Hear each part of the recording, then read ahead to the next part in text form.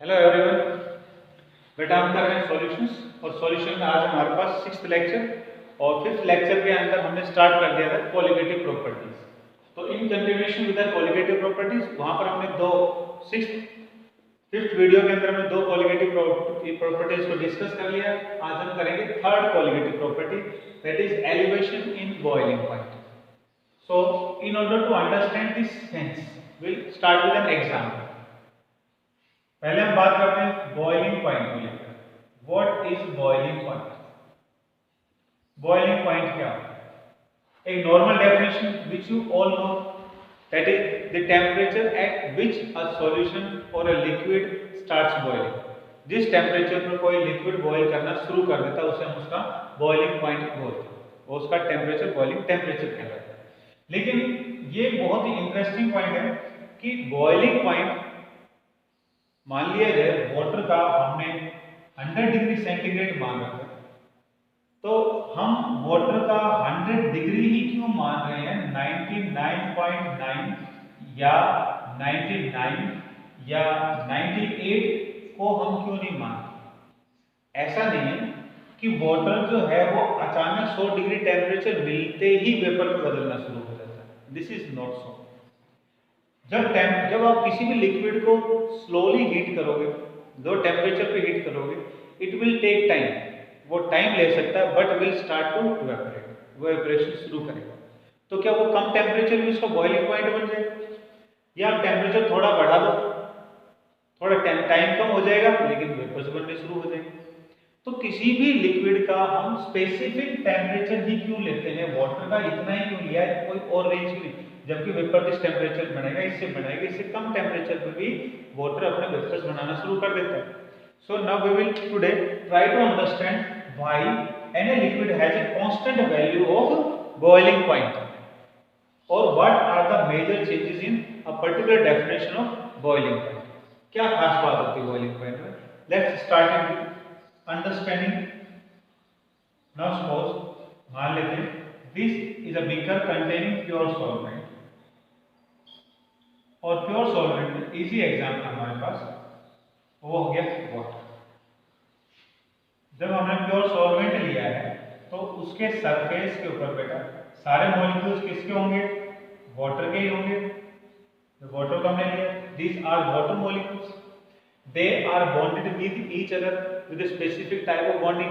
Water की बात करें तो हाइड्रोजन बॉन्ड है, कोई और सॉल्वेंट होगा तो किसी में डाइपोल इंटरेक्शन मिलेगी, किसी में वंडर वाल इंटरेक्शन मिलेगी, किसी में कोई इंटरेक्शन होगी। So every type of solvent is combined with a specific type of bonding between their molecules, जुड़े हुए हैं। यहाँ नीचे की तरफ मॉलिक्यूल्स हैं लेकिन अभी हम उनको रिप्रेजेंट नहीं कर रहे, जस्ट टू बिकॉज हमारा वेपर बनने का काम किस पर होता है? सरफेस पर जो मॉलिक्यूल्स होते हैं वो वेपर्स में कन्वर्ट होते हैं, वही वेपर्स बनाने का काम करते हैं। तो इसलिए हमने सरफेस मॉलिक्यूल्स को रिप्रेजेंट किया। नाउ जब हम इसको प्योर सॉल्वेंट को जब हम इसको हीट करना शुरू करेंगे, then we'll provide heat और टेम्परेचर टू इट। जब हम इसको हीट करेंगे तो टेम्परेचर लेंगे, जब इसको हीट लेंगे तो वो हीट क्या करती है? वो हीट मॉलिक्यूलों के बीच में मिलने वाले बॉन्ड को तोड़ना शुरू करती है। जिन बॉन्ड के कारण से, जिस इंटरेक्शन के कारण से सॉल्वेंट के मॉलिक्यूल एक दूसरे से जुड़े हुए थे, वो टेम्परेचर उनको तोड़ना शुरू करता है। सो एट लोअर टेम्परेचर, जब टेम्परेचर कम रहा तब तो क्या बॉन्ड टूटना शुरू हो रहा है। जब टेम्परेचर बढ़ाएंगे थोड़ा सा तो अब मॉलिक्यूल्स को एनर्जी बहुत ज्यादा मिलेगी, बहुत ज्यादा एनर्जी मिलेगी तो they will start convert to vapours, वो वेपर्स में बदलना शुरू कर देंगे लाइक दैट। तो डॉटेड सर्कल जो हम बनाए दे रिप्रेजेंट वेपर्स, तो ये हो गए वेपर्स।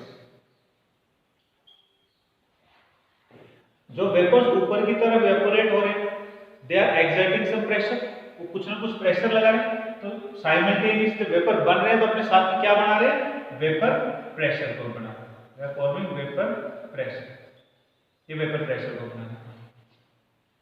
तो डेफिनेशन, जो नॉर्मल डेफिनेशन में हम बात करें, जिस टेम्परेचर पे कोई लिक्विड वेपर बनाना शुरू कर दे तो लो टेम्परेचर वेपर बनाना शुरू कर दे। अब पॉइंट आता है कि स्पेसिफाइड टेम्परेचर कैसे पहुंचता है। ये जो वेपर्स हैं यहाँ पर, इन वेपर्स के द्वारा एटमॉस्फेयर के अंदर वेपर प्रेशर बनाया जा रहा है। बदले में एटमॉस्फेयर भी क्या करता है? ऊपर से इनके ऊपर अपना प्रेशर लगाता है, atmosphere exerts its pressure known as atmospheric pressure. तो एटमॉस्फेयर एयर जो होती है, एटमॉस्फेरिक कंडीशंस जो होती हैं, वो भी वेपर जो लिक्विड के गर्म करने जो वेपर ऊपर जा रहे हैं उनके ऊपर एटमॉस्फेयर भी अपना प्रेशर लगा। तो इन द इनिशियल शुरू के अंदर vapours formed are less in number, कम बढ़ेंगे, देयरफॉर वेपर्स का pressure will be less than the atmospheric pressure. अब एटमॉस्फेरिक प्रेशर के बराबर वेपर्स का प्रेशर करना हो तो हमें क्या करना पड़ेगा, वेपर्स की अमाउंट को बढ़ाना पड़ेगा। और वेपर्स को कैसे बढ़ाएंगे, फिर हम टेम्परेचर को बढ़ाना। अब हमने टेम्परेचर थोड़ा और बढ़ा दिया, टेम्परेचर जब और बढ़ाए तो वेपर्स और बढ़े, वेपर और बढ़ेंगे तो प्रेशर भी और बढ़ेगा। ये टेम्परेचर तब तक आप बढ़ाते रहें जब तक कि इन वेपर्स का वेपर प्रेशर एटमॉस्फेरिक प्रेशर के बराबर ना हो जाए। जिस टेम्परेचर के ऊपर द टेम्परेचर एट विच, जिस टेम्परेचर पर इन वेपर्स का वेपर प्रेशर एटमॉस्फेरिक प्रेशर के बराबर हो जाएगा, उसी टेम्परेचर को फिर हम क्या कहेंगे, बॉइलिंग पॉइंट। देयरफॉर वाटर का जो हम 100 डिग्री सेंटीग्रेड लेकर के चलते हैं, किसी भी सॉल्वेंट का जो भी हम बॉइलिंग पॉइंट लेकर के चलते हैं, उस टेम्परेचर के ऊपर उसके vapours are able to balance the atmospheric pressure, वो उसका बैलेंस बन जाता है दोनों के बीच में। इसलिए we have a specific temperature range for a boiling point of a liquid. तो ये अब हमने समझा कि what is boiling point, boiling point क्या होता है ये समझा।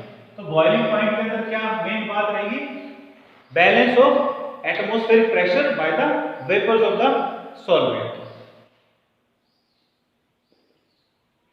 अब हम बात करेंगे अपने टॉपिक के ऊपर। अब देखिए यहां पर, अब पहले जो हमने किया था वो सॉल्वेंट, अब हमने सॉल्वेंट को सॉल्यूट मिला करके we have converted it to solution, हमने इसको सॉल्यूशन में कन्वर्ट कर दिया। तो अपने एग्जांपल पर आया था, पहले जब हमने लिया प्योर सॉल्वेंट था जिसको हम ए से रिप्रेजेंट करते, ये सॉल्वेंट हो गया। अब हमने इसमें क्या मिला दिया, सॉल्यूट मिला दिया। जो सॉल्यूट मिलाया है वो कैसे मिलाया, नॉन वॉलेटाइल। ये इंपॉर्टेंट पॉइंट है, ये जरूर ध्यान देना आपने कि नॉन वॉलेटाइल सॉल्यूट मिला है, क्योंकि जो टॉपिक चल रहा है वो हमारा नॉन वॉलेटाइल सॉल्यूट के लिए चल रहा है, वॉलेटाइल के लिए नहीं चल रहा है। सॉल्यूट अब हमने सॉल्वेंट के अंदर ऐड कर दिया। तो जब आप इसके अंदर ऐड करोगे सॉल्यूट, तो suppose the molecules of solute represented by bar circle, ये तो अब जो सॉल्यूशन होगा उस सॉल्यूशन को हम कैसे रिप्रेजेंट करेंगे, ये देखो। जब सॉल्यूशन बनेगा, पहले जब सॉल्वेंट था तो सारे के सारे molecule at the surface of solvent were of the same type, लेकिन अब सॉल्यूशन बन गया तो some of the solvent molecules will now be replaced by solute particles. तो वो मान लेते हैं हम यहाँ पर इस तरह। तो जो बाहर सर्कल हो गई, ये क्या हो गया, हमारे सॉल्यूट पार्टिकल्स। और सॉल्यूट पार्टिकल कैसे, non volatile, non volatile form. और ये क्या है हमारे पास, सॉल्वेंट पार्टिकल्स। और सॉल्वेंट पार्टिकल्स कैसे हैं, वॉलेटाइल फॉर्म। जैसे एग्जांपल में वाटर मान लो, और वाटर में हमने NaCl को डाल दिया, यूरिया को डाल दिया, शुगर को डाल दिया, they all are non volatile solutes. ये हो गई। अब हम इस सॉल्यूशन को हीट करते हैं। देखिए शुरुआत किससे हो रही है, सॉल्वेंट। सॉल्वेंट का पॉइंट हम डिस्कस कर चुके हैं, प्योर सॉल्वेंट का बॉइलिंग पॉइंट हम कर चुके हैं। अब सॉल्वेंट को हमने सॉल्यूशन में बदल दिया। अब उस सॉल्यूशन के अंदर देखो, शुरू में जब हमने वाटर लिया, अब सॉल्यूशन में भी वही वाटर। अब हम इस सॉल्यूशन को हीट करेंगे। हीट करने पर वही प्रोसेस होगी, वेपर फॉर्मेशन का काम होगा। लेकिन वेपर फॉर्मेशन का काम इस बार कौन करेगा, सिर्फ सॉल्वेंट पार्टिकल्स। पहले क्या था, प्योर फॉर्म के अंदर ऑल सॉल्वेंट पार्टिकल्स वर इन्वॉल्व, क्योंकि उनके बीच का बॉन्ड कैसा था, सेम था। तो सबका बॉन्ड फिर एक साथ टूटते थे, सारे मॉलिक्यूल वेपर बनाने का काम करते। अगला पॉइंट ये था कि सारे के सारे जो मॉलिक्यूल्स थे वॉलेटाइल फॉर्म के अंदर। लेकिन अब क्या हो गया इसके अंदर सॉल्यूशन के अंदर कि सॉल्यूट नॉन वॉलेटाइल फॉर्म में और सॉल्वेंट वो वॉलेटाइल फॉर्म में। तो जो सॉल्वेंट मॉलिक्यूल्स है they will only be involve in formation of vapours, ये ही वेपर बनाएंगे बस। अब सरफेस के ऊपर सॉल्यूट पार्टिकल आने के कारण से सॉल्वेंट पार्टिकल्स की संख्या कम होगी है, तो उनके द्वारा बनने वाला वेपर भी क्या होगा, कम होगा। और अगर वेपर कम हो गया तो वेपर प्रेशर भी कम हो जाएगा। अब फिर क्या करना पड़ेगा आपको, टेम्परेचर इंक्रीज करना पड़ेगा। सपोज आपने टेम्परेचर इंक्रीज करते करते कहाँ तक चले गए, 100 डिग्री तक। तो 100 डिग्री का हम पहले प्रेशर में करें, प्योर सॉल्वेंट। प्योर सॉल्वेंट में all molecules of the surface of solvent are involved in formation of vapour pressure. लेकिन अब तो 100 डिग्री पर जब सॉल्यूशन को हीट करेंगे, सिर्फ सॉल्वेंट के वो ही मॉलिक्यूल्स इवेपोरेट हो पाएंगे, तो सरफेस की तरफ में जो एटमॉस्फेरिक प्रेशर को बैलेंस कर रहे। तो at 100 degree centigrade in case of solution there will be less number of vapors of solvent, कम बढ़ेंगे इसमें। तो ऐसे में they will be not able to, क्योंकि इस बार क्या हो रहा है, less vapors are formed, come vapour बन रहे हैं। वेपर अगर कम बन रहे हैं तो सीधी सी बात है they cannot balance the atmospheric pressure। अब एटमॉस्फेरिक प्रेशर को तो बैलेंस करना पड़ेगा in order to have the exact value of boiling point। पहले बॉइलिंग पॉइंट होता है सॉल्वेंट का, अब बॉइलिंग पॉइंट किसका हो गया, सॉल्यूशन का, सॉल्यूशन बन गया। लेकिन सॉल्यूशन के अंदर फिर वही है कि बना कौन रहा है वेपर्स को, सॉल्वेंट बना रहा है। तो इसलिए हमारे को क्या करना पड़ेगा, टेम्परेचर 100 डिग्री के ऊपर तो क्या हो रहा है, उतने वेपर्स नहीं बन पा रहे हैं जितना प्योर सॉल्वेंट बन रहे थे, कम बन रहे हैं, कम बन रहे हैं, वेपर प्रेशर बैलेंस नहीं हो पा रहा, एटमॉस्फेरिक प्रेशर को बैलेंस नहीं कर पा रहा, तो हमने टेम्परेचर इंक्रीज कर दिया। इंक्रीज करने से क्या होंगे, और ज्यादा वेपर्स बनेंगे। जब और ज्यादा वेपर्स बढ़ेंगे तो फिर अभी उसको बैलेंस करना शुरू। तो टेम्परेचर हम 100 डिग्री से और ऊपर की तरफ बढ़ा रहे हैं लगातार। अब जिस टेम्परेचर के ऊपर एटमॉस्फेरिक प्रेशर बैलेंस हो जाएगा, मान लिया जाए वो बैलेंस हो जाता है 102 डिग्री के ऊपर, प्योर सॉल्वेंट का जो बॉइलिंग पॉइंट होता है, इसके ऊपर चाहे 0.1 डिग्री का फर्क आ जाए, 0.2 डिग्री का फर्क आए, या 1 डिग्री का, 2 डिग्री का, 10 डिग्री, कितना फर्क आ रहा है, that is extra temperature for solution. Solution के लिए हमें वो सॉल्वेंट के कंपैरिजन में एक्स्ट्रा टेम्परेचर देना पड़ता है in order to balance the atmospheric pressure. वो जो एक्स्ट्रा टेम्परेचर जो हमने दिया है सॉल्यूशन को, so as to balance the vapor pressure of solvent particles to the atmospheric pressure, that extra temperature is known as elevation in boiling point। elevate का मतलब क्या होता है, इंक्रीज हो जाना, बढ़ जाना। किसका बढ़ जाना, प्योर सॉल्वेंट के बॉइलिंग पॉइंट का सॉल्यूशन में आने पर बढ़ जाना। so that is elevation in boiling point। so now we have two values, दो वैल्यू हमारे पास में टेम्परेचर की, एक तो शुरू में टेम्परेचर था और वो किसका था, प्योर सॉल्वेंट का, वो उसका हमने मान लिया T1।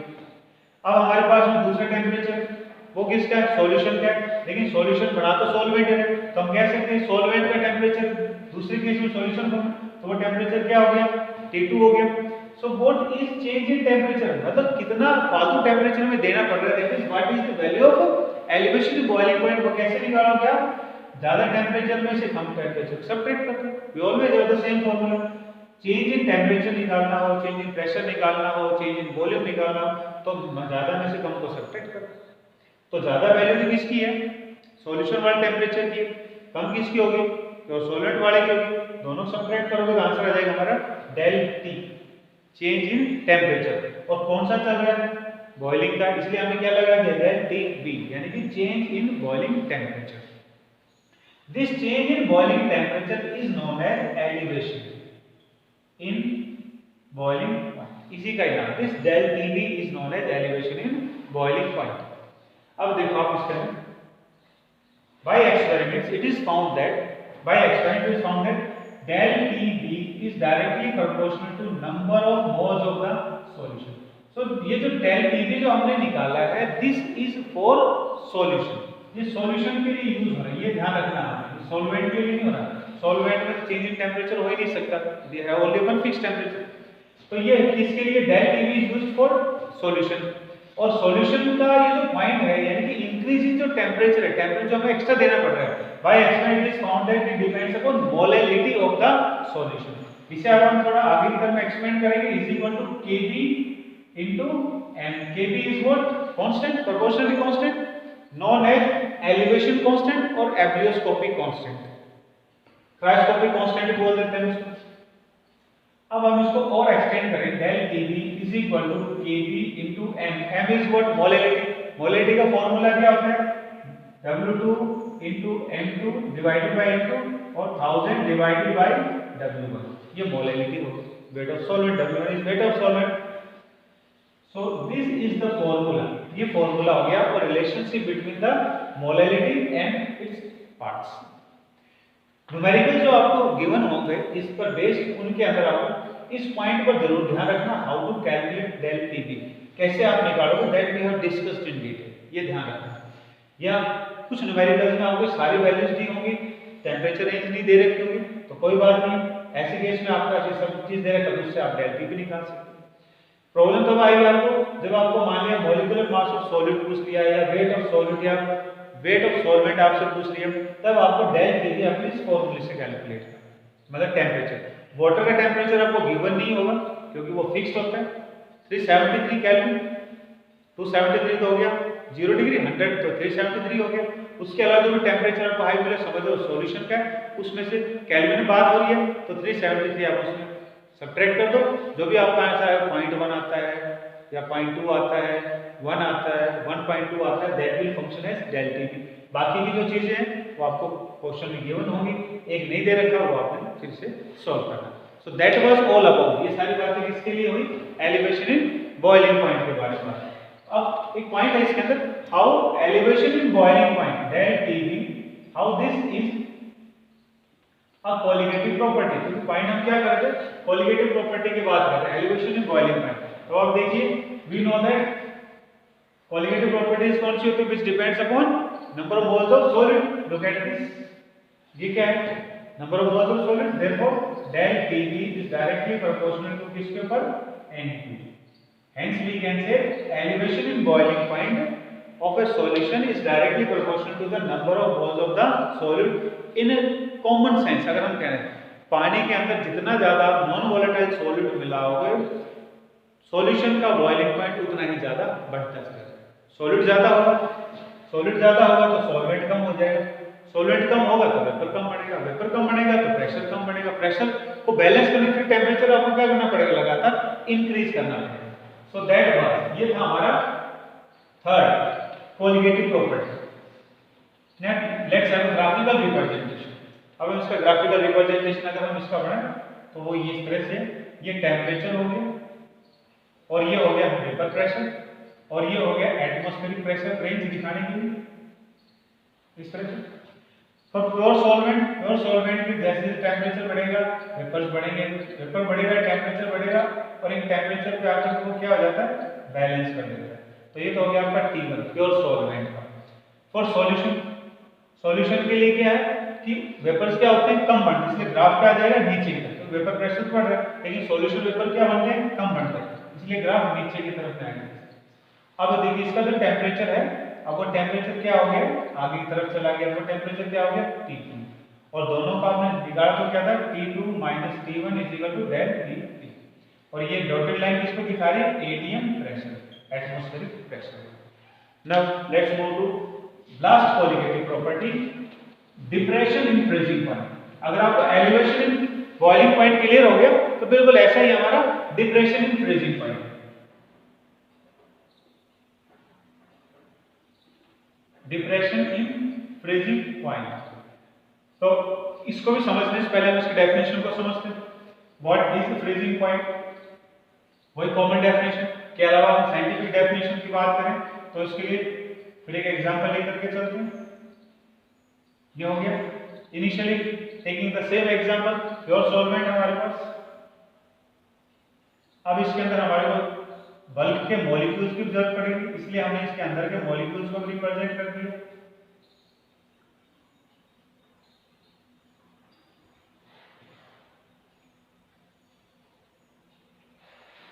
ये हो गया। अब देखिए how does the process of freezing takes place, freezing कैसे होती है। सपोज दिस इज कंटेनर, ये कंटेनर जिसमें आपने पानी डाल दिया और पानी डाल के आपने फ्रीज के अंदर डाल दिया, आपने फ्रीजर के अंदर रख दिया। फ्रीजर का मतलब क्या है, लो टेम्परेचर ट्रीटमेंट।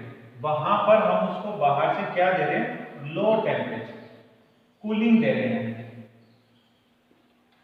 चारों तरफ से हमको कूलिंग देने का काम है, लो टेम्परेचर देने से। So what will be the effect on this liquid, अब क्या फर्क होगा। इनिशियल देखो शुरू के अंदर all molecules are in liquid form. अब जब टेम्परेचर हम इसको दे रहे हैं चारों तरफ से लो टेम्परेचर, जब हम इसको कम टेम्परेचर कूलिंग टेम्परेचर जब हम इसको दे रहे हैं, तो बाहर के जो मॉलिक्यूल्स है ना which will come directly in contact with the cooling temperature low temperature, they will lose their energy, ये अपनी एनर्जी को लूज करेंगे। एनर्जी जो इनमें हीट के फॉर्म में तो एनर्जी इनमें से निकलेगी, निकलते ही वो क्या हो जाएंगे, दे विल स्टार्ट फ्रीजिंग, ये जमना शुरू कर। तो सरफेस के जो मॉलिक्यूल्स होंगे जहां टेम्परेचर इनको कम मिल रहा होगा वो अपनी एनर्जी लूज करेंगे, कुछ मॉलिक्यूल बाहर की तरफ एनर्जी लूज करेंगे, कुछ अंदर की तरफ में एनर्जी को लूज करेंगे। तो ऐसा करने से क्या हो जाएगा, they will get freezed, temperature कम होते वो क्या हो जाएंगे, जम जाएंगे। जमने की इस प्रोसेस को हम बोलते हैं सॉलिडिफिकेशन। तो क्या हो गया इनके अंदर, सॉलिडिफिकेशन। लेकिन अंदर के मॉलिक्यूलों तक तो अभी कूलिंग टेम्परेचर पहुंचा नहीं है, वो कूलिंग टेम्परेचर कैसे पहुंचेगा, ये जो मॉलिक्यूल्स हैं जो फ्रीज हो गए अब इनकी लो टेम्परेचर अंदर के मॉलिक्यूल तक ट्रांसफर होगी और अंदर के मॉलिक्यूलों की अब हीट इन तक ट्रांसफर होगी। तो क्या होगा, जहां लो टेम्परेचर जा रहा है अंदर की तरफ में वहां तो क्या हो जाएगा, सॉलिडिफिकेशन का काम हो जाएगा। लेकिन जहां पर हीट आ गई यानी जहां सॉलिड थे वहां पर क्या हो जाएगा, लिक्विड बनना शुरू हो जाएगा, फिर क्या हो जाएगा, लिक्विफिकेशन। सिंपल वर्ड बात है कि सबसे पहले बाहर वाले मॉलिक्यूल्स क्या करते हैं, जमने का काम करते हैं। उसके बाद जब अंदर के जमते हैं तो अंदर वाले हीट आने के कारण जो जमे हुए बाहर के पार्टिकल तो वो लिक्विड में बदलना शुरू करते हैं। अब देखिए दो प्रोसेस शुरू हो गई हैं इस लिक्विड के अंदर, दो प्रोसेस शुरू हो गई हैं, सॉलिडिफिकेशन और लिक्विफिकेशन। अब डेफिनेशन पाया जाता है, the temperature at which there will be an exact equilibrium between solidification and liquidification, solidification liquefaction जिस टेम्परेचर पर इक्विलिब्रियम बन जाएगा वो ही टेम्परेचर क्या हो जाएगा, will be freezing point, वो freezing point। important point about freezing point, freezing point के ऊपर you will not be able to see the process by your naked eyes, liquefaction and solidification हम देख नहीं सकते जब इनमें इक्विलिब्रियम बने, but we will by our eyes able to observe क्या दिखा, all of the liquid will be found to be frozen, सारा जमा हुआ दिखाई देगा। अब आप इस प्रोसेस को ना इनिशियल में जब शुरू होती है इस प्रोसेस को आप अपने फ्रिज में अपने लो टेम्परेचर ट्रीटमेंट वाले पॉइंट पर देख सकते हो। तो फ्रिज के अंदर हम रखते हैं पानी को थोड़ी देर के लिए फ्रिज में, और कई बार जरूरत के कारण हम उसको जल्दी से निकाल लाते हैं। जब जल्दी से निकालते हैं तो आप देखते हो ऊपर की तरफ में तो आइस जम जाती है, एक लेयर जम जाती है, लेकिन अंदर की तरफ में लिक्विड कंटेंट, तो वहां प्रोसेस ऑफ इक्विलिब्रियम स्टार्ट थी, कंप्लीट नहीं हुई थी, प्रोसेस शुरू हो गई। कई बार काफी थोड़ा टाइम वेस्ट करने के बाद जब आप लेने जाते हो तो आप देखते हो ऊपर की और ज्यादा लेयर फ्रीज होगी लेकिन बीच में लिक्विड पार्ट रह गया, तो वहां पे process of equilibrium was in continuation चल रही थी। जैसे इक्विलिब्रियम की प्रोसेस कंप्लीट हो जाएगी उनके अंदर we will be able to observe all of the liquid in the solid form. तो इक्विलिब्रियम की प्रोसेस को नेक्ड आई से ऑब्जर्व करना डिफिकल्ट है। तो ये था हमारा फ्रीजिंग पॉइंट को लेकर के पॉइंट। अब पॉइंट बात करते हैं अपन सॉल्यूशन को लेकर, हाउ सॉल्यूशन इज फॉर्म, वही बात रहेंगे पीछे जैसे। आप देखिए अब जब सॉल्यूशन बन जाएगा तो सॉल्यूशन बनने पर क्या हो जाएगा, there will some molecules of solid, और सॉलिड के जो मॉलिक्यूल्स हैं they are not taking part in the process of liquefication and solidification, वो नहीं कर रहे। तो हमारे को उस प्रोसेस को उस इक्विलिब्रियम को बढ़ाने के लिए क्या करना पड़ेगा, टेम्परेचर और कम करना पड़ेगा। Suppose for water it was 0 degree centigrade, पानी का फ्रीजिंग पॉइंट हमने मान लिया 0 डिग्री सेंटीग्रेड। तो सॉल्यूशन जब बन जाएगा पानी का तो पानी अब 0 डिग्री पर फ्रीज नहीं करेगा क्योंकि 0 डिग्री के ऊपर सॉल्यूट के आने के कारण से इक्विलिब्रियम नहीं बन सकता। In order to form the equilibrium we have to low down the temperature, temperature और कम करना पड़ेगा, और वो हो सकता है हमारा हो जाए -1 -2 पॉइंटों में हो सकता है। तो अब जो टेम्परेचर आपने कम किया है so as to freeze the solution, जो एक्स्ट्रा टेम्परेचर आपको कम करना पड़ रहा है, that extra temperature is known as, ये जो माइनस जो टेम्परेचर चला गया हमारा, that is known as depression in freezing point. Depression नीचे आना, कम हो जाना और कम हो जाना। कोई जरूरी ये तो हम किसका एग्जांपल लेके चलते हैं, फॉर वाटर। अलग अलग लिक्विड्स के लिए अलग अलग टेम्परेचर, सपोज मान लीजिए कोई लिक्विड है जिसका फ्रीजिंग पॉइंट है 10 डिग्री सेंटीग्रेड, कोई लिक्विड है प्योर लिक्विड है, कोई कंपाउंड इसका 10 डिग्री सेंटीग्रेड का प्योर का फ्रीजिंग पॉइंट है, तो सॉल्यूशन फॉर्म में कितना होगा, विल बी लेस देन 10, 10 से कम हो, कितना हो सकता है 9 हो सकता है, 8 हो सकता है, 7 हो सकता है, और भी कम हो सकता है। Point is what is the change in temperature, PF freezing. तो वो कैसे निकाल, जो ज़्यादा टेम्परेचर कौन सा, जो प्योर सॉल्वेंट का होगा, और प्योर सॉल्वेंट का कितना होगा, मान लिया जाए 0 डिग्री सेंटीग्रेड माइनस, अब सॉल्यूशन कितने फ्रीज कर रहे हैं, मान लो -1 पे फ्रीज कर रहे हैं, तो आप इसमें कर दो, तो ये क्या आंसर आ जाएगा 1 डिग्री।